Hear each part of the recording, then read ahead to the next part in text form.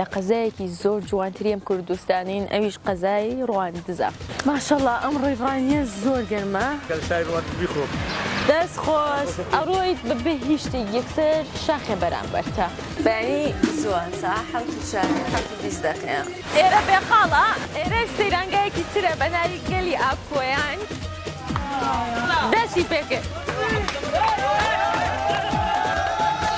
ئێسێمە لە کافتریاکە دانیشین هەڵبەتە سەیری یاریەکە ئەکەین و هەلام بەس بەڕاستی ئاوەکەی زۆر سادە. ئێرە سەیرانگای جوندیانە بۆ نمونە ئەگەر گەرمات بوو ئەتوانی کڵاو ئاغیتە سەف و